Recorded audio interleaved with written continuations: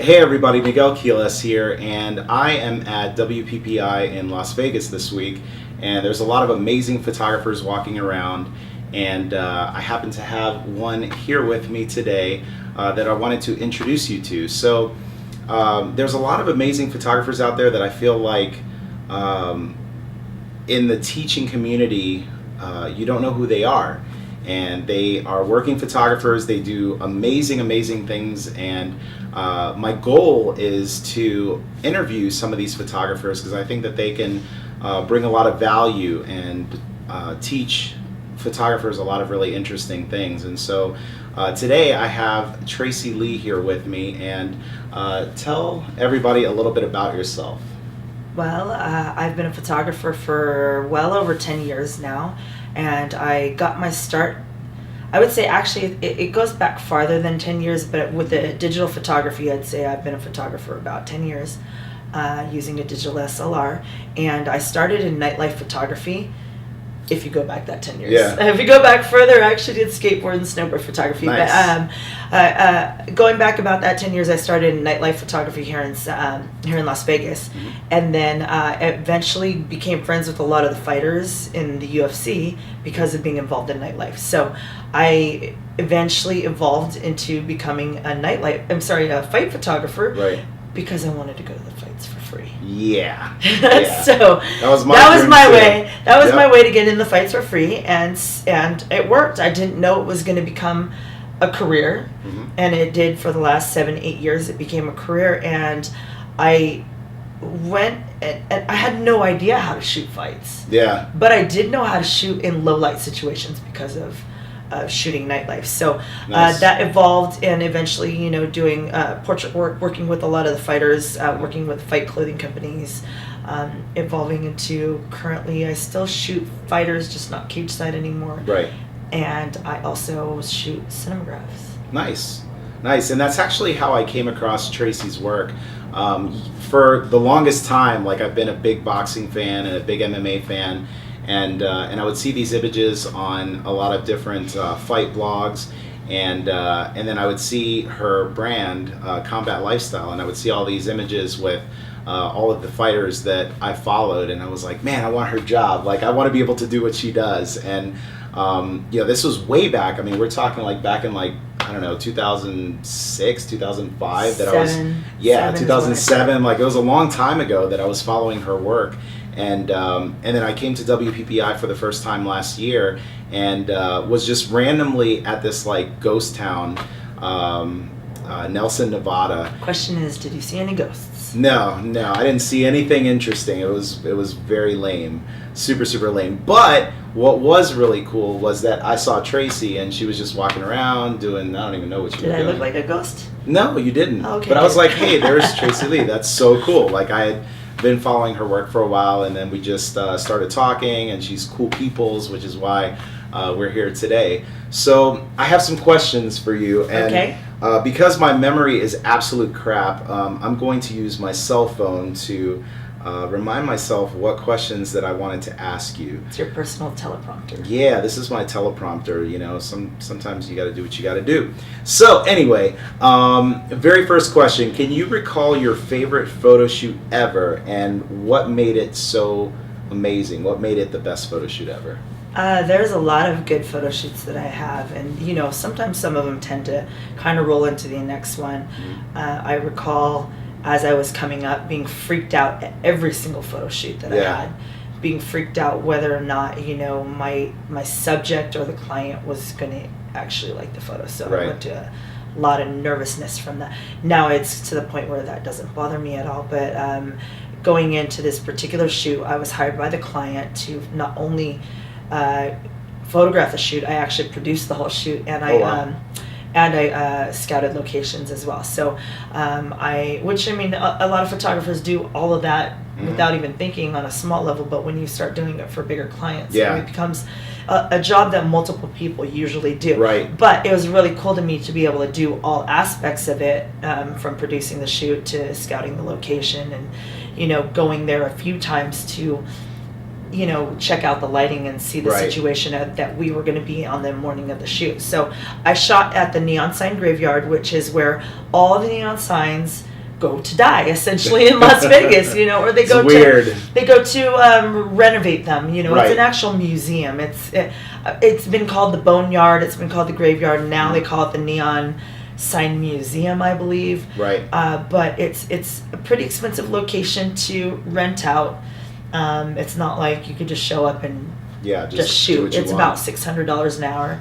So so it was nice to have a client, you know, and you're limited to 3 hours. So we had 3 hours to get in, set up, and get out. So I had to do a very specific military type timetable to get us in, get the models all ready, makeup done, and get them shot. So I probably had, I think, 6 to 8 people to shoot in a very short amount of time. Right. But I love challenges like that. So I had to go everything from, like I said, getting the models picked up at the correct times to getting their makeup set up. I hired the makeup artist. The only thing I didn't have, you know, I do myself, is we had a stylist. Right. And the stylist brought the clothing and was in charge of getting it on the models and so on and so forth. So I didn't have to worry about that. Nice. But as far as the time frames and making sure there was, you know, food and beverage in the morning for everybody, and you know, just keeping on top of all that stuff. I'm a very detail-oriented person when it comes to that kind of stuff. So it was a lot of fun for me to do all aspects of that shoot. That's pretty awesome, and that's definitely something that a lot of photographers, especially when it's your first time, you get really nervous because there's so many elements. It's not just you and the camera and the person in front of you. There's teams of people that are all responsible for something, and everybody just has to work together in order to make that finished product amazing. So. And the finished product you thought was a composite. Yeah, that's true. That's true. So she showed me this image, and I'm like, you know, so is it 3 lights? Because it looks like a composite image. And she's like, no, it's like a strobed image. I was like, wow, it tricked the heck out of me because it looked like a composite. It's funny because I'll show some of my composites and throw that one in there, and everybody thinks it's a composite. I said, you got me, because I was like, it definitely, you see the highlights, it just looked like it was a composite, but a good one. It came out good. It looked like a good one. It wasn't like, you know, an amateur hour type of composite. Like, it looked very, very good. So let me ask you the next question. And this is one that, I get this question pretty often, and so I want to pose this to you. Would you consider yourself more of a technical photographer or a artistic photographer? And what do you do to close the gap of either side that you happen to be on? You know, I get involved in this discussion a lot because people will call me artistic, and I don't see myself as artistic at all. I see myself as extremely technical. That is why I'm able to shoot action sports, and that's where a good amount of my photography history is from action sports. I know how to make my camera work, and you know, I never went to school for it. It wasn't anything I got taught textbook, but I know what to make my camera do to make it do what I need it to. Right. So to that extent, you know, I say I'm very technical. I look at a lot of artistic photographers, and I don't think like that. I say I'm very opportunistic versus conceptual. And what I mean by that is, like, I take what is in front of me and create a photo out of it versus conceptualizing an image ahead of time. Right. And then putting it together, if that makes sense. And I know it's almost like, you know, it's almost the same thing, kind of, but I'm more, it means I'm very spontaneous in the situation. Right. And that I can make something work if a client says, well, this is what I have and this is what I want you to shoot, and then I can make that work and I can take from that situation, versus I don't go into it conceptualizing, well, I want purple clouds and I want, you know, green this and I want this all to merge like this, and this is how it's going to turn out. I don't think like that. Right. So I feel that a lot more artistic people think that way. Yeah, and they can see that finished product, and then they put all the elements in there to make it look like that. Right. And as opposed to here are the pieces, and then you just kind of build it. Right. And that's how I say I'm very technical. And, you know, it shows in my reaction time in my fight photography, in my ability to utilize my lighting. I feel it's very, very technical. I mean, I know what works. Right. You know, and I can't say that. I do wish I was more artistic than I am. And people will argue that with me all day long, but I still think I'm more technical. Cool. Very cool. So the next question that I have for you, and I kind of meant to ask this earlier, but I get this question all the time again, and I think most photographers get this question often from other photographers. What camera are you using? My main camera has been the 7D. I have been contemplating upping to the 7D Mark II. Yeah. I just have not done that as of yet. 7D, because of the 8.5 frames per second, was very important to me shooting cage side at UFC, but also having that magnification factor Right. has been a help in closing the gap, the 3-foot gap that I have from the edge of the cage to, the edge of the octagon to the actual cage. Right. So that I always felt was also important. So when I went to get I had two 7Ds. I also got the 70D, which I got for the touchscreen video and the auto-focusing capabilities. Nice. Well, what's your favorite lens? My favorite lens, it kind of depends on what situation I'm in. I have the 24-70. That's just your basic go-to. Everybody kind of has that. Mark that 1 lens. or Mark 2? I have the 1. I have the Right, 1. I nice. haven't gotten the 2.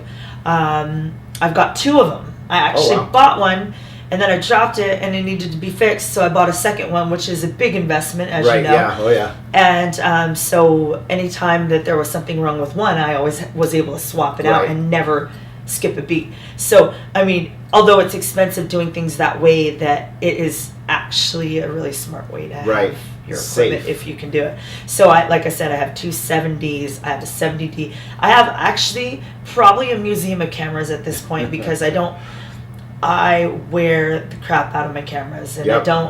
they don't get to the point where I can sell them.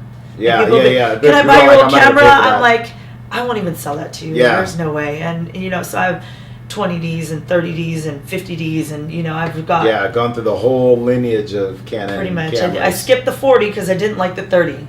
Right. I didn't like the 30 at all, so I skipped the 40.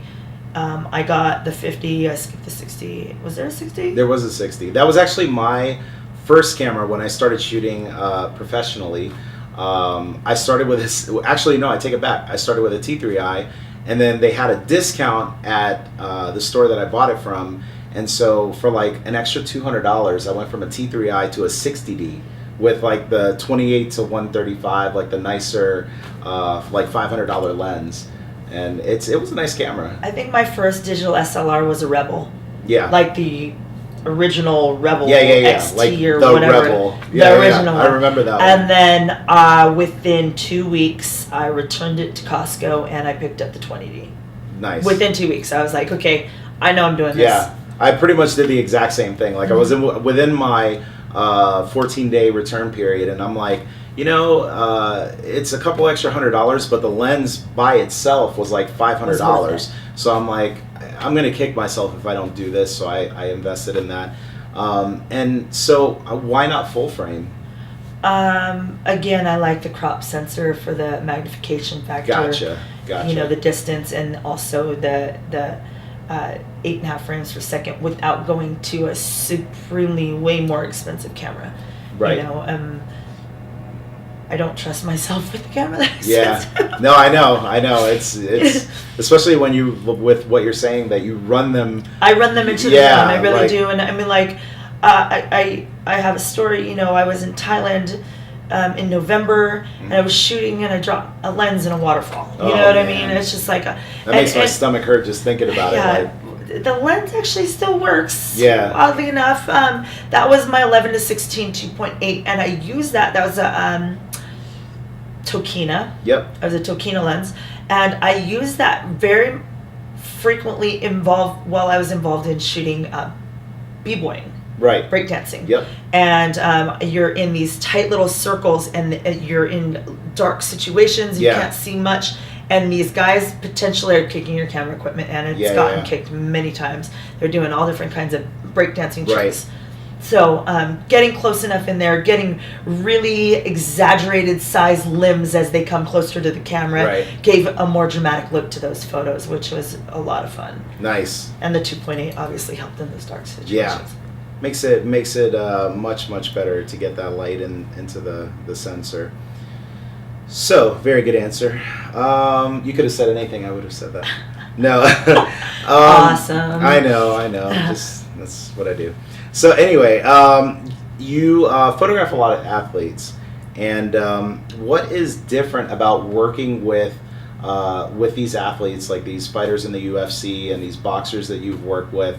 What's different working with them compared to doing, like, you're working with these B-boys and all these different things? Like, what's different? Like, I imagine it to be I wouldn't say more. it's different. It's surprising. That's what I would say. How And so? I say it's surprising because you expect that you're shooting guys, it's going to be like, oh, it's going to be way easier than girls because girls are, super, vain, and they're worried about how they look. How's my and, hair? How's my makeup? Right. How's, everything? So I've been trying to shoot Josh Thompson for years, and he is one of the prettiest fighters in MMA. Yeah. And, eventually I got it done, but Yeah. it took a long time to get there, and it was only because he was about to fight. Right. So he was in Good tip-top shape. Yeah. There's no shooting him unless he is ripped and ready to Wow. go. Like, if he is, not in fight camp, Yeah. there's no way. Wow. And a lot of the fighters are like that. Then I also have to take into consideration, because there's a ton of times I shot them during fight week. They're cutting weight. Right. And, people that aren't right there in it, they don't realize it's fight week, so getting a fighter to do a photo shoot is next to impossible. Yeah. If you get to them to do the photo shoot, it's got to be very short. Yep. You have to take into consideration that they've got to train to cut weight. They also have very strict eating regimen and Right. schedule. Right. So you're dealing with a lot of things, and then on top of all that, they're so hungry, Yeah, they're yeah. grumpy, they're tired, Right. and they're prima donna. Yep. And and they're not prima donna every time, but it's just part of, and that could be anybody, whether it's an Right. athlete or not. I mean, obviously it's compounded even more because of their regimen, but if you have somebody you're photographing that's, hungry and right, you're putting in- and the clients, the sponsors, don't know this. They Right, don't take right, it right. into consideration. They think, oh, it's no big deal, it's just a photo. But as you and I know, Yeah. taking the photo from behind the lens is more difficult than just pushing a button. Yeah. And being in front of the lens is more difficult than just smiling. Exactly. So Exactly. a lot of the clients, you have to kind of educate the clients. And I'll get last minute calls. Right. Can you go shoot this? I'm saying, what day are they fighting? Saturday. What day are they getting there? Tuesday. Okay, we can shoot Tuesday or Wednesday, but anything past that, we're not going to be able to shoot. Right. And I set that expectation, knowing how fighters are, not knowing that individual person necessarily, just knowing. Just generally, this is This pretty is- much the status quo with Right. fighters. Right. Very, very cool. Who was, and I didn't have this on here, but who was your favorite fighter to photograph? Did you have one that you were like wanting to photograph, and then, did you have like a hit list as you started to work with people, and then you just got this one person that you're like, I got to photograph them. It's so cool. Well, I got 2 summers ago, I got really involved in working with Anderson Silva. Yeah. So, I'm not starstruck, but Anderson Silva was, for a long time known as Yeah, the he's greatest the GOAT. of all time. Yeah. And some people still say Yeah. that he is. Yep. And he's a phenomenal fighter, and he was just so elusive. And part of it was the language barrier. Right.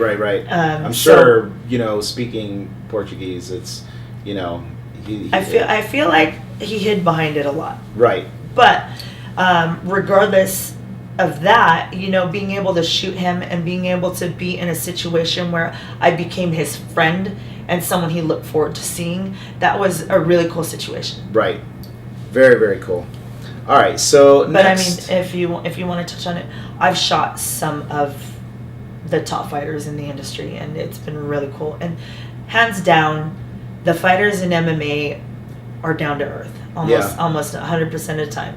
They're approachable. They're not like dealing with any type of celebrity. Right. As long as they're not hungry. That's Yeah. Well, that's most anybody. But even worse when they're fighters, because, they'll kill you. They'll tear your head off. So next question, and this was one that I just like to ask people in general, especially because you've been doing this for a long time. So if you look back at your work, let's say from 10 years ago, so you look back into 2005 and you look at your work today, obviously it's something totally different today than what you were doing back then. So I'm sure there were things in between that you did to grow and to get better and to be more technical and creative and artistic and everything else. So what did you do? Like, how did you how did you go from where you were then to where you are now in terms of your photography? Well, I could say that I started shooting a lot of photo shoots on timer of myself. Okay.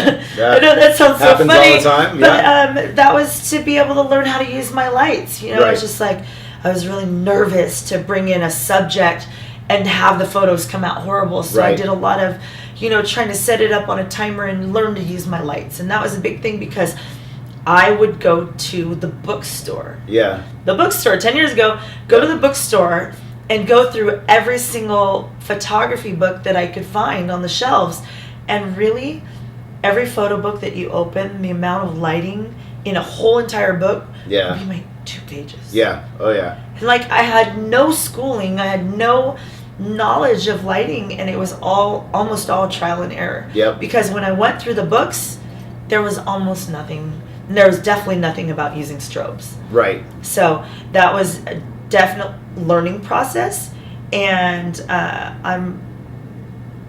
one point I wanted to be a model. So Yeah. I was on this side of the camera, and I knew how important lighting was. So it was being on the other side of the camera was very important to me to be able to learn how to control my lights. Exactly. In the meantime, though, evolving from that onto today, it was anything, like I said, from reading books. Right. And as more information became available on the internet, taking tutorials online from YouTube, from Flickr, from DeviantArt, I think had sometimes, Yeah. and then all the way up to stuff like Kelby Training and Yep. the other online sources. I think Yeah. lynda.com does Linda photo has some stuff. Creative Live. There's a lot now. Yeah, there's a lot of stuff Yeah. out there now, but back then there wasn't. Right. And I'm super busy, so I don't have a lot of time to devote to that stuff. Right. But if I can, or if I catch a really quick video, so that's a clue, short videos. Yeah. Oh yeah. Short videos where I can get, snippets of information, and then also go back and cross-reference them. That helps too. Nice. Very, very cool. I think that's pretty helpful for photographers that are coming up because, you don't get to see that. It's like little things that happen and you don't really notice it until it's like you're there, and then it's like, wow, well, how did you do that? So that's very, very interesting. I learned a long time ago, all the information you need is at your fingertips. It's Very out true. there. And You just now have to more learn how so to than search. ever. Mhm. Like when I started in '99, I was like you. Like I had to sit in a bookstore and look at books, and I see these pictures that are old school. Like I just, like glamour shots. Like I don't want to shoot stuff like that. And so, now it's like you have YouTube and Creative Live and Linda and Kelby Training and all these different things, and there's no excuse. Like I feel like there's no excuse anymore to not, find the information you need to be a good photographer. And that's another thing that's cool about photography. There's so much trial and error, and it's not necessarily right, and it's not necessarily wrong. That's another thing that I find valuable that I didn't go to school. Right. Is because I'm not stuck to the rules and staying within the box. I think outside the box without knowing I'm thinking outside the box. Very, very cool. So, this was something, and we talked about this prior to this interview, but because I see you're on Facebook and Instagram, and you're like she's all over the place, like she's all over the world. So, talk a little bit about where your camera has taken you. Wow, 26 countries, 200 and something cities, all over the world. It has really taken me, to Macau and to Istanbul and to Abu Dhabi, Dubai, China, Thailand, Japan, Singapore. Wow. Like seriously, I've been all over the world. I mean, and I don't plan on stopping. It's such a great opportunity to be able to use something you love to be able to travel around the world. So I've been doing that. I've been checking off things off my bucket list. Yeah. So I went to Angkor Wat earlier this end of last year. So in November, I went to Angkor Wat. I went and I have a few other bucket list items. Like I would like to go see the Northern Lights, Aurora Borealis. That's on my list. I want to go to the Festival of Ice, which is in Harbin, China. I want to go to Machu Picchu. I'd like to go to Jordan. I have some photographer friends that do a retreat there like Yep. once or twice a year, and I'm just like, oh my god, Jeez, that would please be please let me awesome. go to Jordan, Yeah. you know, to visit Petra. And so I have actually 3 lists. You know, I have a event bucket list, and that includes Burning Man, which I believe I'm going to Burning Man for the first time Nice. this year. And I have a ruins bucket list, so I want to Yep. see all the ruins of the world, including the pyramids, but I don't know if there's going to be any, you know, the main pyramids left Yeah, by the time I get to go see it, by Wow. the time the political unrest exactly. has died down. And then the third, wait, I said events and, hikes. Hikes. That's been my most recent thing, is doing a lot of hikes, and I shoot photos on these hikes. Right. Whether it be canyoneering or normal hikes. Nice. Very, very cool. So it's taken me everywhere. I know, I see, but I want you to tell them because they haven't seen, you Right. know. Like I just see this, and I'm just now getting over my fear of flying, and but every time I see those images, like I'm inspired because I'm like, man, I want to go there. Like I want to bring my Yeah. camera, and I want to take pictures there. And so like when I see your stuff on Facebook or on social media, like I'm living vicariously through what you're doing. So Well, it's thank you. it's fun. It's very fun. So my next question is, where do you find your inspiration for your photography work? Who are some photographers that you look up to that you try to incorporate into your work? I get a lot of, or I have a lot of admiration for photographers like RC Concepcion. Yes. He is a working photographer. He is a teacher. He is a personality within this industry, and I would say that there aren't a lot of photographers that just everybody just knows, like Yeah. they know RC. So Yep. he has, in some ways, taken me under his wing. Definitely helped me out a lot, and showed me the ways a little bit. I haven't taken a ton of his classes, but I've been around for plenty of them. Right. You know, and This has a way of teaching too that's very very easy. storytelling, very involving. So I would say that RC is one. So another photographer that I admire as well is Joel Grimes, and I think you could see it in a lot of the composites that I do. It's very Joel Grimes-ish. Yeah. You know, and I wouldn't say that I have my own specific style.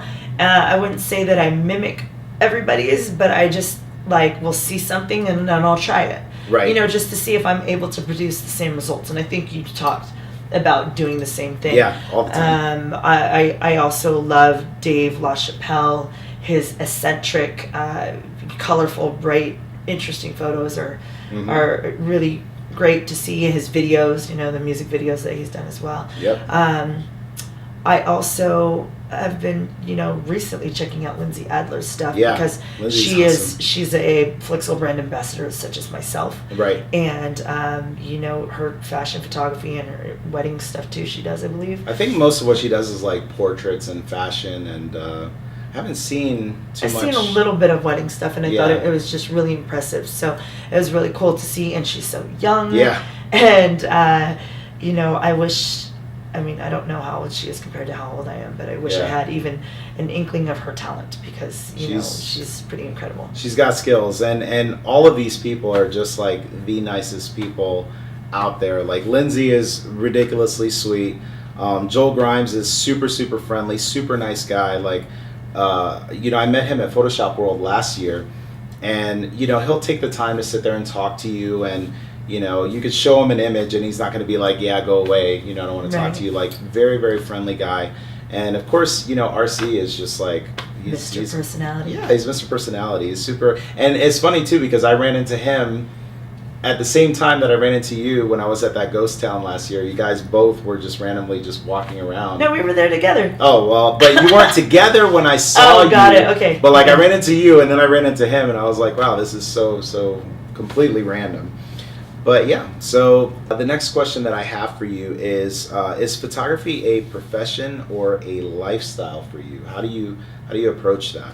I think that you could go back through this interview and actually see the answer to that question, but I'll answer it and give it to you without making a guess. Give it to him. You know, it's a lifestyle for me. You can see it in my photos and my passion for taking them. And there's so many times that, you know, friends will be like, hey, come to this event, you know, or come here and they're not asking me to come as a photographer, but they're like, leave your camera at home, it's okay. And I said, but Wow. wait, what?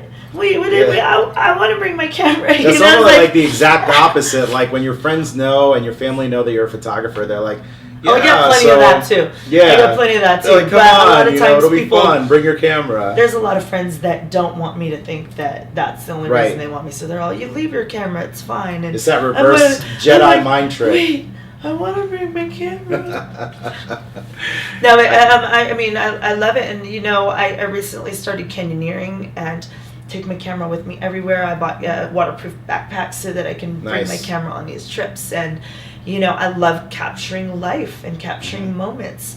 So a lot of those moments are so spontaneous, and all I do is, without thinking, lift up my camera. Sometimes I'm not even looking, and I just shoot a shot off. Wow. And, you know, it's something that you just get used to and Yeah. practice that, and I'm sure you can Yep. do that no problem. But As you practice things, it just becomes automatic. Like you becomes don't need to second think nature. about it. You Yeah, don't you're think just about like, I know this is going to work because I've done it like 50 million times. So, you know, I agree. So, you know, hopefully you guys got a lot out of this interview. I mean, I know for me, like I had asked Tracy all of these questions ahead of time because I want to know. Like I have looked up to your work for a long time, and thank you. you know, so let everybody know, like, how can they follow your work? Because I've been looking at your stuff for a while. Where can they find you and keep up with everything that you're doing? Well, if for some reason you don't remember my social media, which I'm about to plug, you go can for just it. Google Tracy Lee, Okay. and I come up at least 6 times on the first page. Oh, wow. Okay. So that's the easiest. I mean, if you forget, just Google Tracy Lee and I'll Yep. come up. And I'll put it in the bottom of the video. I'll put like Tracy Lee. So Okay. Yeah. And also, if you Google MMA photographer, I come up typically in the first 3. And that was accidental because I had no idea what I was doing, but I've managed to secure that spot for years Nice. now. So if you Google MMA photographer, you'll find me. But my everything, Twitter, Facebook, Instagram, Hang With, Fuse, Tumblr, whatever, every single social network you can think of except for YouTube, I missed that one up, is at Miss Tracy Lee, MSTRACYLEE. And you can actually go to MissTracyLee.com to see kind of links to all the things that I'm doing, not just my work. You can see like all the adventures I'm on, a lot of hiking and canyoneering, rappelling. If you go to tracylee.org, you will see a portfolio of my work. Nice. Very awesome. Well, you know, personally, I just want to say thank you Oh, for thank you very much. taking the time, for just sitting down and, you know, talking to me and sharing that info, and also sharing it with everybody else. And, you know, hopefully you guys all get something out of this interview. I hope that, above all, I hope that it inspires you. I hope that it encourages you to persevere, whatever it is that you guys want to do with your photography businesses or your photography passion, that you just go out there and pursue it the way that, you know, Tracy has Just get outlined. out there and shoot. Yeah, just get out there and make it happen. Do it because you know? love it. If you love it enough, it will become your profession. Exactly. You'll find a way. Things just fall together. And so, again, thank you guys so much for watching. You know, I apologize for my voice. I've been here in Vegas now for about a week and doing demos. Disclaimer. Yeah, I don't. You guys already know. You see my videos, and you know my voice sounds like I've got that deep, Barry White, bassy voice, and you know, so it probably sounds Go do annoying. karaoke. I should, but I'll probably end up losing my voice. So, but thanks for watching. Make sure that you like, comment, and subscribe to my YouTube channel. I'm hoping to do this more. I have other photographers that I've personally looked up to that you know, I hope to sit down with them and have conversations just like this, and you know, hopefully bring a new level of understanding for photography to you guys. So again, thank you guys so much for watching, and we will see you next time. Thanks, everybody. Adios.